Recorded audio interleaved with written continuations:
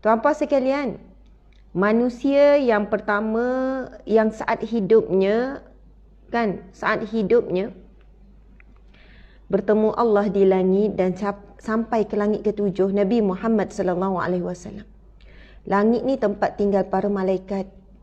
Langit ni tempat tinggal para nabi sallallahu alaihi wasallam. Tempat tinggal roh-roh orang-orang yang soleh. Roh-roh ni roh para nabi. Allah berfirman di dalam Quran, jangan kamu katakan mereka itu mati. Mereka sebenarnya hidup. Mereka itu hidup bersama dengan di sisi Allah Subhanahu wa taala. Sahabat-sahabat dimati Allah sekalian. Jadi, kita perlu faham bahawasanya langit yang dimaksudkan di sini bukan awan tu.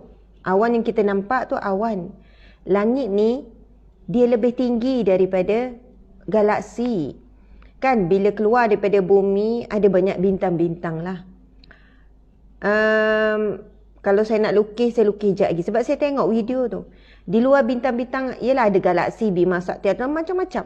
Di luar sana ada langit atas lagi. Masya Allah, takkan ada manusia boleh sampai. Jadi, betapa Allah Subhanahu wa taala menyediakan kita jalan-jalan ke syurga lebih banyak daripada jalan ke neraka. Bahkan mana-mana manusia yang telah menempuh jalan ke neraka dengan maksiatnya, dengan dosanya, dengan kesilapannya, dengan kejahatannya, namun dengan dia bertaubat, tuan-puan sekalian, taubatan nasuha, taubat yang sebenar-benarnya, dengan hati yang penuh penyesalan, nekat untuk tinggalkan. Jika ia berkaitan dengan wanita, dengan lelaki, dengan insan-insan yang lain, maka dia memohon kemaafan, taubat sungguh-sungguh, maka segala perbuatannya diampunkan Allah Subhanahu wa taala. Masya Allah. Itu kan kita pernah sebut dalam bab taubat. Bagaimana seorang lelaki yang kerjanya adalah Allahu Akbar. Yang kerjanya adalah dia sebenarnya penggali kubur. Lepas tu Allah takdirkan satu hari dia gali kubur dan yang ditanam adalah satu jenazah seorang wanita Ansar yang sangat cantik. Setelah selesai orang pergi dah balik, dia gali balik dan dia melakukan perbuatan yang hina. Dia menyetubuhi mayat wanita tersebut. Lalu takdir Allah, wanita itu bangun. Ini dah mayat, tuan-puan sekalian, mayat wanita itu bangun. Ini kita dah cerita dah sebenarnya masa bab taubat.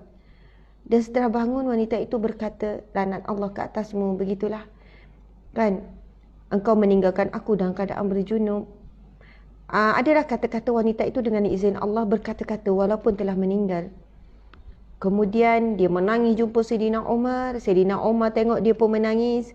Kemudian Sayyidina Umar pun bawa jumpa Rasulullah. Lalu Rasulullah pun berkata kepadanya, adakah kenapa kamu menangis sampai begini? Aku telah melakukan dosa besar ya Allah. Dosa besar ya Allah. Dosa yang tidak akan diampunkan. Dosa-dosa yang teramat besar. Subhanallah.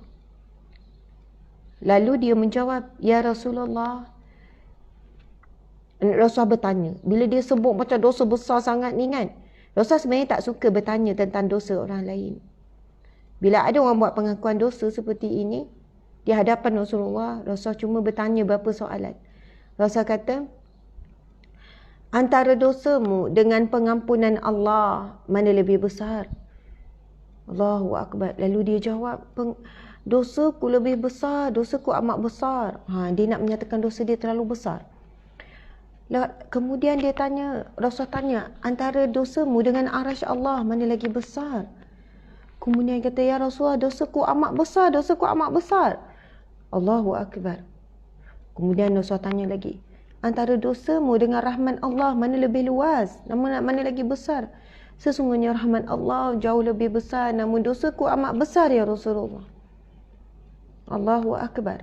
Sampai Nabi sebut pada dia, sesungguhnya kalau dosamu memenuhi langit dan bumi sekalipun, Allah pasti mengampunkanmu. Lalu dia pun jawab lagi, dosaku amat besar, dosaku lagi besar.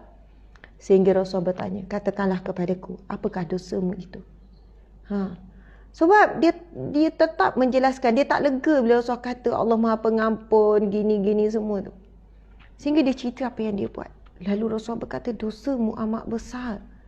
Rasulullah terkejut sebab tak terfikir ada orang yang sanggup buat kepada jenazah begitu. Yalah, sebagai manusia biasa, kita pun Masya Allah terkejut sangat. Lalu lelaki ini membawa diri, tuan-puan sekalian, membawa diri ke padang pasir dalam lebih kurang beberapa hari tanpa balik. Makan tidak, minum tidak, meminta ampun dengan Allah dengan sesungguh-sungguhnya. Sehingga sampailah wahyu kepada Rasulullah, Malaikat Jibril datang. Malaikat Jibril datang, bertanya kepada Rasulullah beberapa soalan. Hebat sekali. Kisah ini sangat hebat, tuan-puan sekalian. Malaikat Jibril bertanya, ya Rasulullah, siapakah yang menciptakan alam ini? Antara soalan Malaikat Jibril tanya, Allah lah yang menciptakan, aku dah menciptakan semuanya. Ya Rasulullah, adalah dua soalan. Kemudian Malaikat Jibril bertanya, ya Rasulullah, apabila seseorang hamba itu berdosa, siapakah yang mengampunkan? Lalu Nabi Muhammad menjawab, Allah lah yang mengampuniku dan mengampuni seluruh hamba-Nya. Kemudian Malaikat Jibril menyampaikan sesungguhnya Allah telah menerima taubat dan Allah telah mengampuni lelaki tersebut. Kemudian Rasulullah pun suruhlah sahabat-sahabat cari mana lelaki ni. Subhanallah, mana lelaki ni. Kan?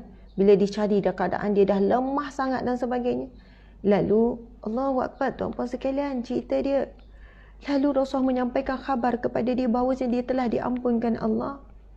Lalu Rasulullah ajak dia untuk solat sama-sama berjemaah. Dia meninggal ketika saat dia menyebutkan Allahu Akbar. Saya lupa ketika rukuk ataupun dalam solat dia meninggal. Husnul khatimah, kematian yang baik. Masya Allah, Allahu Akbar.